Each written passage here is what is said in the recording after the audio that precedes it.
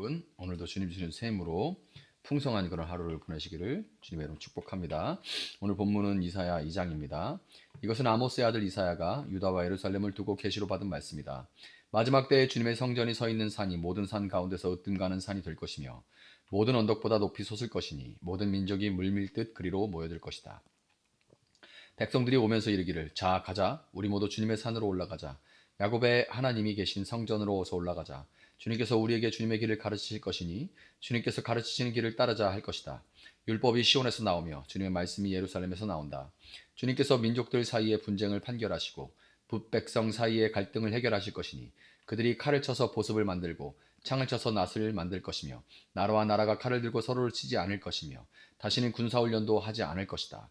오너라 야곱 족속아 주님의 빛 가운데서 걸어가자. 주님께서는 주님의 백성 야곱 족속을 버리셨습니다.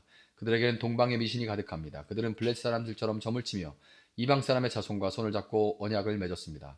그들의 땅에는 은과 금이 가득하고 보화가 셀 수 없이 많습니다. 그들의 땅에는 군마가 가득하고 병기도 셀 수 없이 많습니다. 그들의 땅에는 우상들로 꽉 차 있고 그들은 제 손으로 만든 것과 제 손가락으로 만든 것에게 꿇어 엎드립니다. 이처럼 사람들이 천박해졌고 백성이 비굴해졌습니다. 그러니 그들을 용서하지 마십시오. 너희는 바위 틈으로 들어가고 티끌 속에 숨어서 주님의 그 두렵고 찬란한 영광 앞에서 피하여라. 그나라 인간의 거만한 눈초리가 풀이 죽고 사람의 거드름이 꺾이고 오직 주님만 홀로 높임을 받으실 것이다.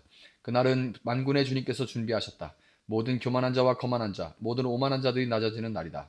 또 그날은 높이 치솟은 레바논의 모든 백향목과 바산의 모든 상수리 나무와 모든 높은 산과 모든 솟아오른 언덕과 모든 높은 망대와 모든 튼튼한 성벽과 다시스의 모든 배와 탐스러운 모든 조각물이 다 낮아지는 날이다. 그날에 인간의 거만이 꺾이고 사람의 거드름은 풀이 죽을 것이다. 오직 주님만 홀로 높임을 받으시고 우상들은 다 사라질 것이다. 그때 사람들이 땅을 뒤흔들며 일어나시는 주님의 그 두렵고 찬란한 영광 앞에서 피하여 바위와 동굴과 땅굴로 들어갈 것이다. 그날이 오면 사람들은 자기들이 경배하려고 만든 은 우상과 금 우상을 두더지와 박쥐에게 던져버릴 것이다. 땅을 뒤흔들며 일어나시는 주님의 그 두렵고 찬란한 영광 앞에서 피하여 바위 구멍과 바위 틈으로 들어갈 것이다. 너희는 사람을 의지하지 말아라. 그의 숨이 코에 달려 있으니 수의 세마의 가치가 어디에 있느냐. 아멘. 자, 이사야 선지자의 그 예언은 12장까지 심판과 구원이 반복되는 그런 패턴으로 이어집니다. 구원 나오고 또 심판이 나오고 또 구원의 메시지가 나오고 심판이 나오고 구원의 메시지가 나오는 그 패턴이 반복이 돼요. 1장에서 심판에 대해서 언급했기 때문에 오늘 본문에서는 구원에 대한 메시지가 강조가 되는데 이렇게 함으로써 이런 구조적으로도 심판의 목적이 심판 자체, 그냥 싹 쓸어버리는 그 자체에 있는 것이 아니라 궁극적으로 그 목적은 구원에 있다라는 것을 그렇게 보여주고 있는 거예요. 본문 2절에는 마지막 때라고 번역된 아하리트라는 단어가 등장을 하는데요. 이 마지막 날은 여호와 하나님의 날을 의미합니다. 여호와 하나님의 날. 여호와의 날에 하나님의 전이 있는 산이 모든 산들 위에 높이 서고 민족들이 그리로 모여들 것인데 이것은 하나님이 그분의 율법과 말씀으로 다스리시며 그분의 길을 가르치실 것이기 때문입니다. 하나님이 진리로 다스리시는 곳 바로 어디예요? 하나님의 나라죠. 하나님의 나라. 그러니까 결국 뭐예요? 여호와의 날은 그분의 전으로 모이는 자들에게는 어떤 날이 되는 겁니까? 구원의 날이 되는 겁니다. 그분의 전으로 모여드는 사람들에게는 구원의 날이 되는 거예요. 그날에 하나님은 분쟁과 갈등으로 가득한 세상을 판단하고 심판하심으로써 진정한 평화를 이루실 것이기에 그분의 나라에 속한 사람들은 이제 더 이상 군사훈련을 받을 필요도 없고 무기를 만들 필요도 없습니다. 하나님은 수고한 그분의 백성들을 위로하시고 그들의 눈에서 눈물을 닦아주시며 그들로 이제 칭찬과 명성을 영영토록 얻게 해주실 거예요. 그런데 여호와의 날은 그분의 율법을 받고 돌이켜 회개하고 그분의 길을 따르는 사람들에게는 구원의 날이지만 동시에 그분의 다스리심에 저항하는 자들에게는 어떤 날이 되냐면 심판의 날이 됩니다. 구원의 날이지만 그러지 않은 자들에게는 심판의 날이 되는 겁니다. 6절은 주님께서는 주님의 백성 야곱 족속을 버리셨습니다. 이렇게 말하는데요. 야곱 족속을 버렸대요. 이게 무슨 뜻입니까?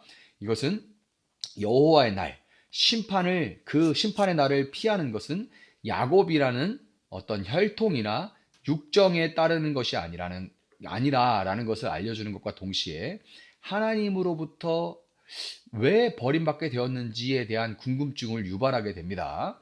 야곱 족속이 버림을 받은 것은 6절과 같이 그들에게 동방의 미신이 가득했기 때문에 그들이 버림을 받은 거예요.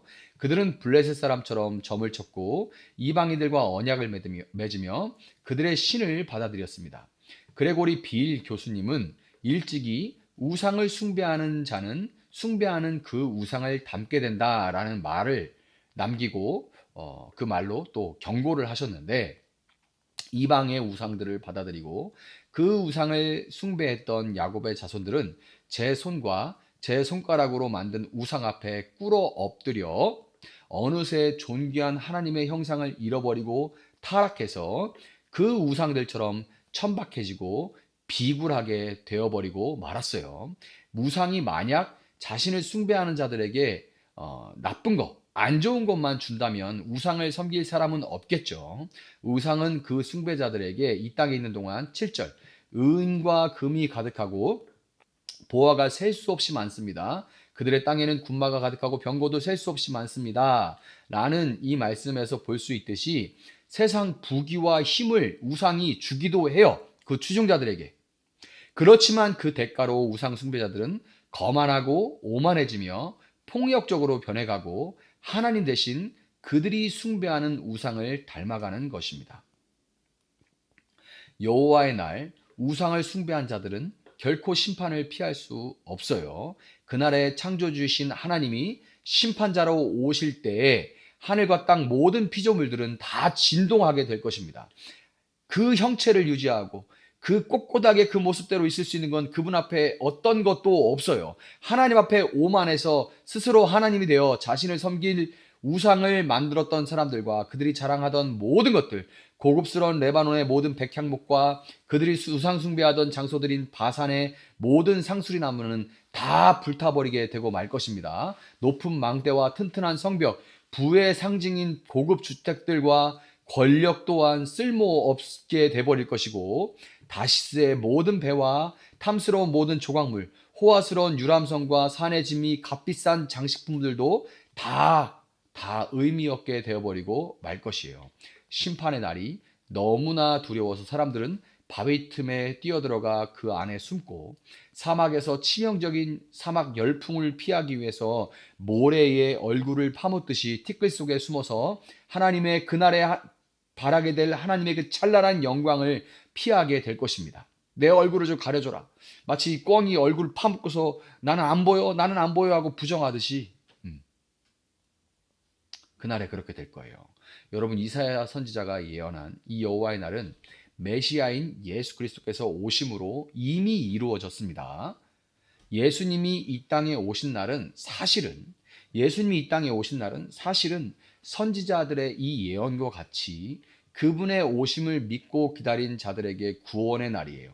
그래서 안나 선지자, 누가복음에 보면 안나 선지자, 그 오랫동안 메시아에 오는 것을 기다렸던 그 선지자는 눈물을 흘리고, 그리고 그 아기인 예수님을 바로 알아보고 아기인 예수님이 왜 오셨는지, 어떤 일을 위해서 오셨는지 바로 알아보고 막 찬양하고 그러죠.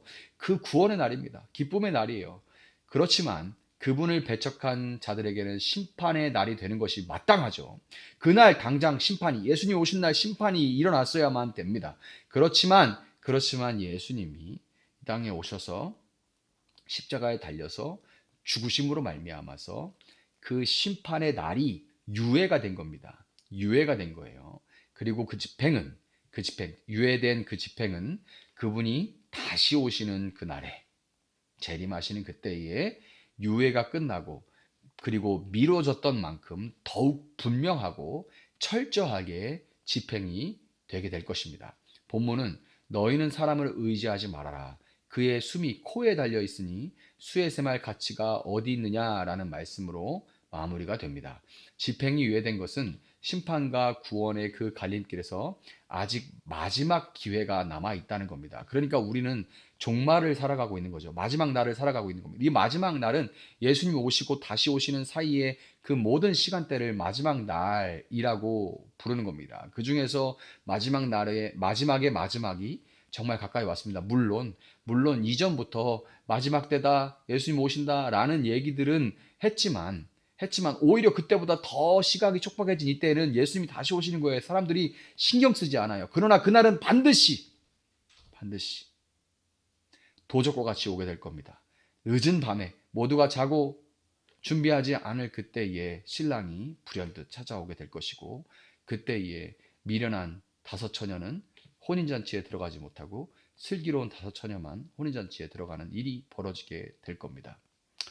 그러나 그때 그 슬기로운 자들처럼 준비하고 있으면 마지막 기회가 있는 거죠. 두려운 군날을, 그 심판의 날을 피하는 길은 숨이 코에 있는 사람들의 어떤 수많은 방법론들이 아니라 오직 섬기던 우상을 버려버리고 예수 그리스도를 믿는 믿음을 통해서 하나님 앞에 나아가는 것뿐입니다. 이 분명한 진리를 다시금 여러분 가슴에 새기시고, 또한 아직 기회가 있을 때에 이웃에게 말과 삶으로 전할 수 있는 그런 여러분 될 수 있기를 예수님의 이름으로 축복합니다. 잠시 기도하겠습니다. 사랑하시는 주님, 감사합니다. 심판과 구원이라는 이 이중적인 메시지를 반복하심으로 하나님은 이 땅에 임하는 심판들이 그 심판 자체의 목적이 있는 것이 아니라 한 사람이라도 더 하나님 앞에 돌이키기를 원하시는 그 마음을 우리가 알 수가 있습니다. 하나님의 부르시는 음성을 듣고 땅을 흔드시는 하나님의 심판을 보고 우리가 하나님께 돌이킬 수 있도록 주님 도와주시기를 원합니다.